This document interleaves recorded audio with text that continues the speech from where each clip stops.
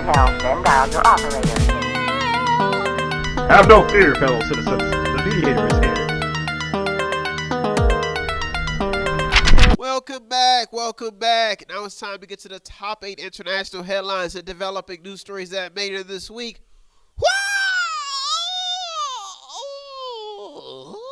Power it up, baby. Ultra.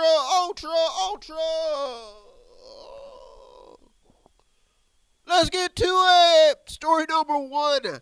How will the next administration deal with Iran? Tehran official says that anyone linked to the death of top Iranian General Soleimani will not be safe on earth. These are threats made by Iran, some Iranian officials. Now, as tensions rise in the Middle East amid the tensions in Iran, Trump has directed the Pentagon to reverse the decision to keep an aircraft carrier in the Middle East. This happened during the week. Now, Iran has ramped up uranium enrichment, according to multiple reports, and seized a North Korean oil tanker in the region. Now, in the 1-year anniversary of the death of Soleimani, there's been fear that Iran would mark the date with some form of attack, while also heeding the warning from Donald Trump, stating that if any America is harmed or any Americans are harmed in the region, that America would hold Iran responsible. So there's something happening inside of story number 1 that leaves us to wonder, how will the next administration, if Trump decides to give up the office, how will they handle Iran? And that's a big headline. That's why it made it in this week. Story number 2. There are mixed feelings about the coronavirus vaccine. Experts say that there is a possibility that you can still test positive after getting the COVID-19 vaccine. So it's a lot of mixed things happening with this vaccine. One article in Time magazine points out the reasons why too many Americans mistrust the COVID vaccine. Some of them stating that they've heard reports about people having seizures or other reactions to people who may be allergic to some of the stuff that's inside the virus. But don't be afraid. It's still these stories are still developing, and as time goes on, we'll see how effective the vaccine actually is. Now, according to multiple reports, most frontline workers are in no rush to get the vaccine or get vaccinated. Most reports say that some people reported time as a factor, saying that the vaccine was made too quick, so they're going to wait and see how things kind of turn out. So that's why story number 2 made in this week. There are mixed feelings about the vaccine, so you'll see this story probably hanging around in the next few weeks. Story number 3. The calls for justice reform are getting louder.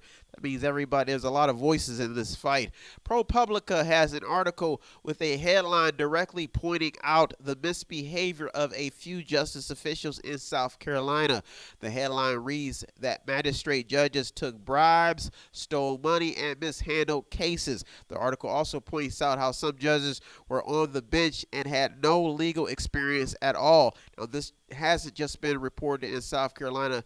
Other states, people have been saying this as well. So that's why story number 3 is so important. Now, after a year filled with police-related headlines, justice reforms remains a key issue, and that's why it made it to the top this week, the top 8. That's because people are all screaming. You see the protests, you see the violence, you see the calls for justice reform keep popping up, and that's why story number 3 is so important. That's why I made it this week. Story number 4. There is still a call for workplace safety as the world still battles with COVID-19, trying to get a handle on this virus.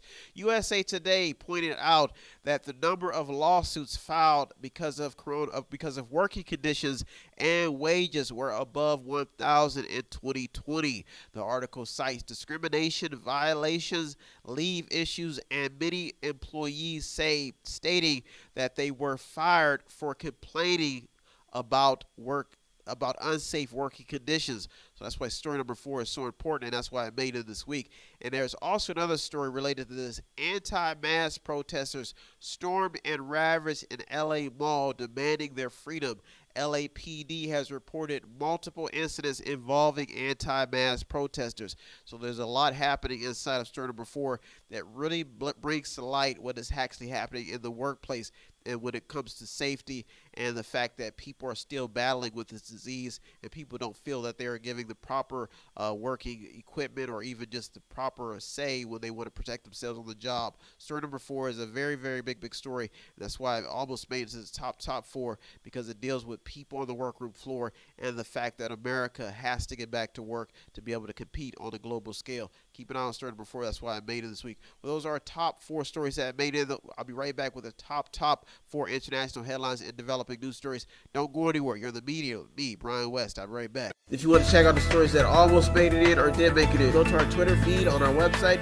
Check out everything. All of the sources are there. And go to the website. It's method8inc.com. Method8inc.com, where you can buy something, click on something, watch something, read something, or just sponsor a program.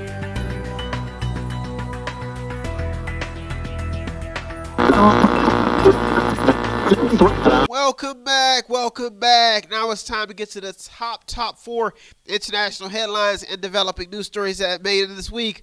So let's waste no time. Let's get to it. Story number 5. It's clear that the world is COVID-19 fatigued. Some are ignoring advice, and some are just taking matters into their own hands, if you haven't noticed so far. One report by Fox News pointed out that Florida beaches and bars remain crowded. They remain crowded this New Year's Eve. And there was a surge in COVID-19 cases after, so they're even predicting more surges after the holiday season, not even just after New Year's, and that's why story number 5 is such a big headline. After striking down calls for a $2,000 stimulus package, the BBC reported that the homes of Nancy Pelosi and Mitch McConnell had been vandalized, showing the growing financial frustration brewing when it comes to the coronavirus or COVID-19 relief. The police reported. There was also a police report that said that fake blood and a pig's head was left outside of the California home of Nancy Pelosi, and graffiti was left on the house of Mitch McConnell. If you don't know, Nancy Pelosi is the current Democratic Speaker of the House of Representatives, and Mitch McConnell is a Republican and is the current Senate Majority Leader at the time. It will probably change in the upcoming weeks.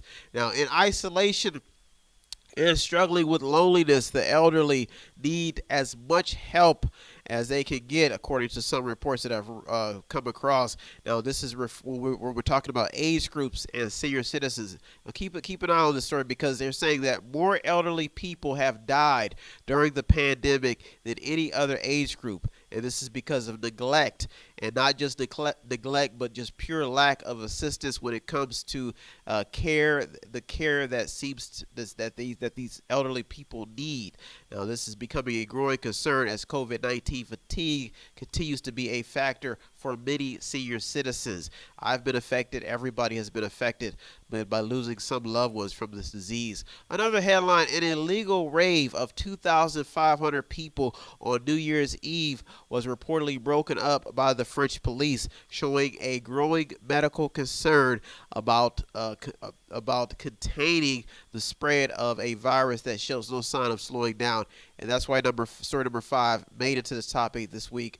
Look out for the elderly. Look out for your fellow citizens, your fellow Americans, because we need each other in times like these. And really, it's really hard to see how divided we've become. But the fact at the end of the day is that we really do need each other in these times. So keep an eye on story number 5. That's why I made it this week. Story number 6. Often underreported. If you did not know, military deaths do not make a lot of national headlines.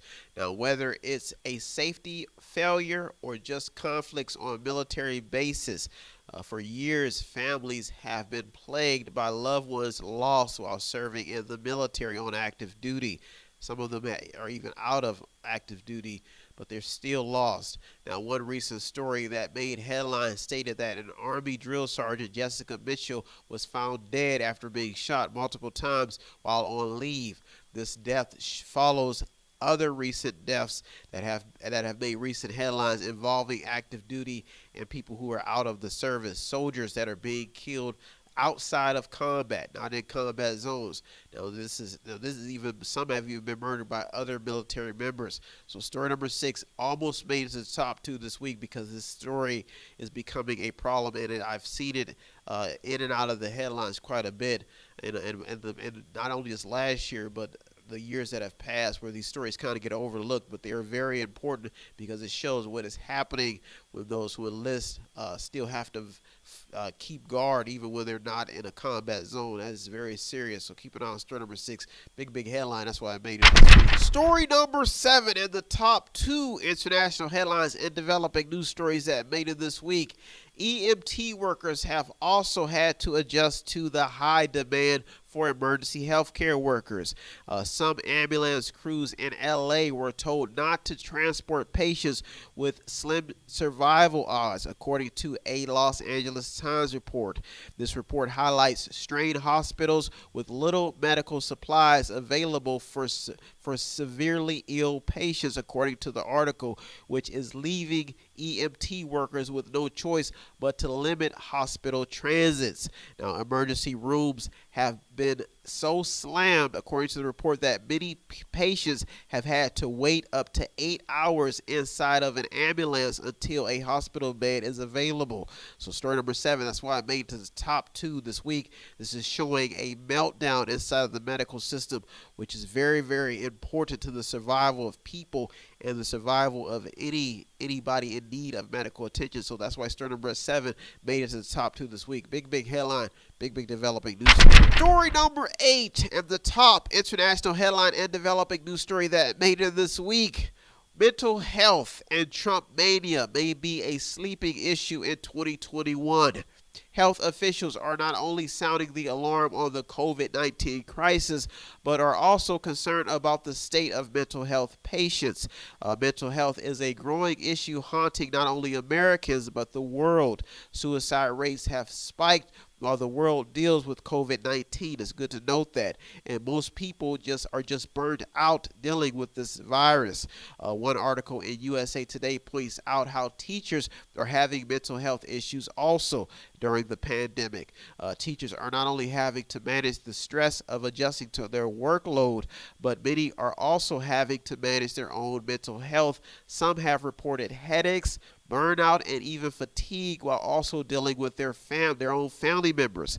The National Education Associations has reported that 28% of educators say that the pandemic will force them to leave the teaching field. So this is another developing story. But there is some good news, though. Nobel laureate Paul Krugman predicts that even in mental health, the mental health breakdowns and the growing money concerns, he says that good times are just around the corner and the U.S. economy will recover from the pandemic much faster than expected.